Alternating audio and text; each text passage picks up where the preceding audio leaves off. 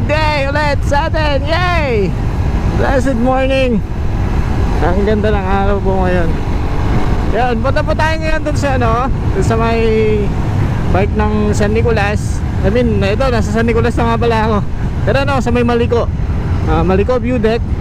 Well, sabi nga nila, little Baguio nga daw ng yun, dito sa may Eastern Pangasinan.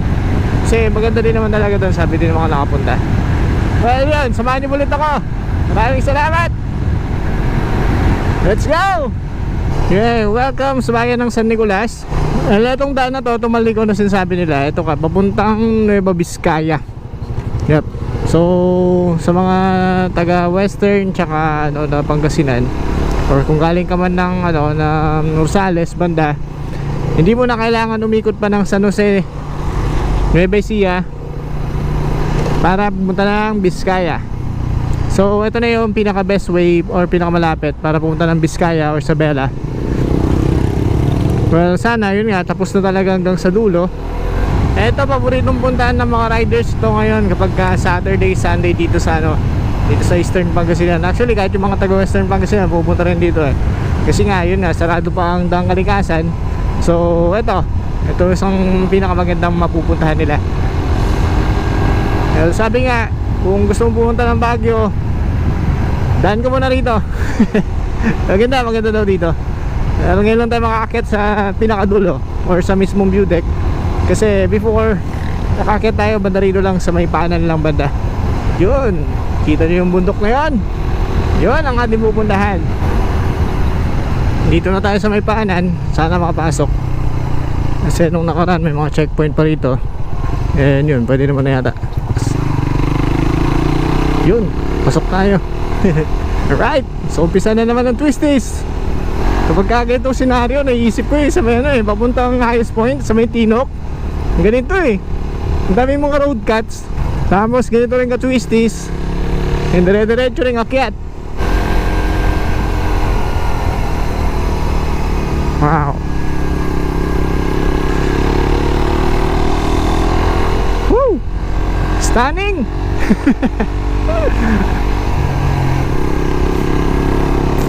Woo! Ganda rito. Kung may bago na akong tatambayan minsan kasi naghahanap ako ng pwedeng matambayan. Especially yung sana malapit lang dito. And of course, connected pa rin sa nature.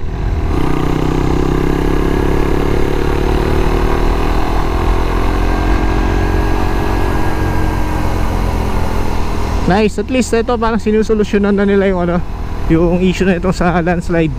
Kasi mukhang landslide prone talaga dito kasi nga ito malambot lang yung lupa. Halata mong malambot talaga yung lupa ng bundok kapag ka maraming puno. Yun, kasi nga wala siyang bato, so tumutubo yung mga puno. Unlike kapag ka puro bato, yun, wala to talaga tutubong puno. Minsan kahit damo hindi makatubo. Wow. Grabe, ganda ng mga spot dito.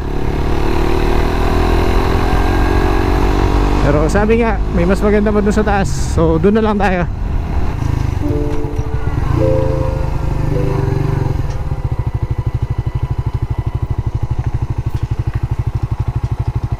Wow. Ewan ko lang kung nakikita nyo banda doon.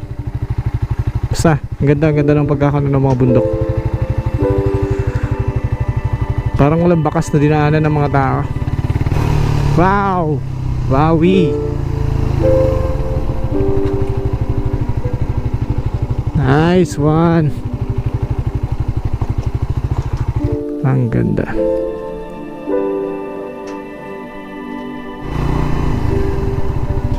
Wow! Tagal na naman ako makakarating na ito pag ganito. Yeah.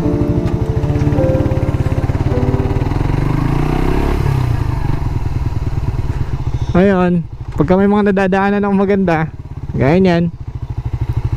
Oh man, hindi ko man nakukuha ng picture yun nga, talaga kasi minsan mas na-appreciate kasi ng mata Ika nga.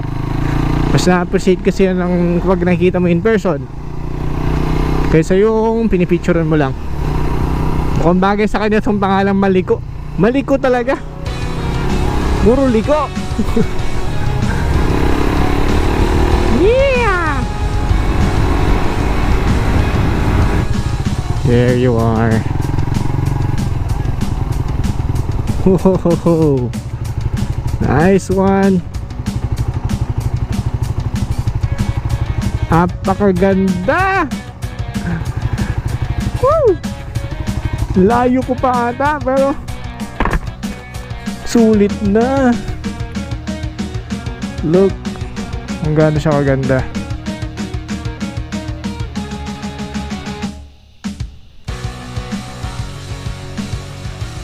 Siguro pag dry dito, pag dry yung mga damo, mukha siyang Chocolate Hills. Ito, swerte namang nagpapatayo dito. Kalahin mo, yan ang view mo araw-araw. Haha.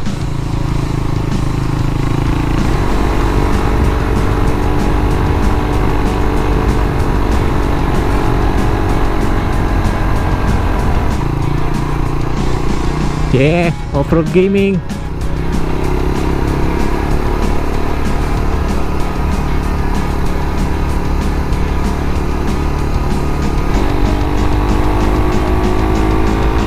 Woo! Ganda ng daan.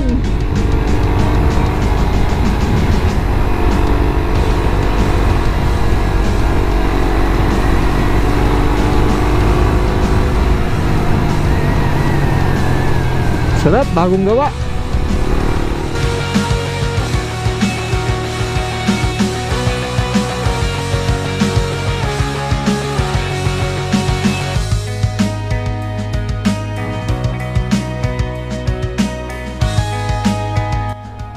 Ang ititindahan historical nature park. Okay. So yun, pasok tayo.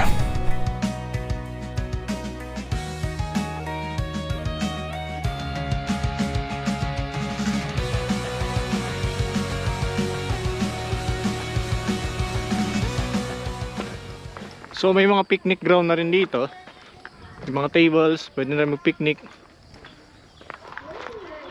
Yun, pwede mag-dikit ng sticker. Ay sir, morning. Morning po. Sir. Fee na lang sir. Okay sir. 20 pesos lang po. Okay. And sir, may sum up po tayo dito ng history. Oh, okay. Pwede nyo pong mabasa. Then may Anong tangki to sir? Tangki Bali, na? American sir. American tank yan. Yes po. Okay. Versus Japanese. Dati no? Yes po. Bakit dito talaga nagtagpukan Yes talaga? po. Oo. Maglaban po talaga sila sir dito. Dito.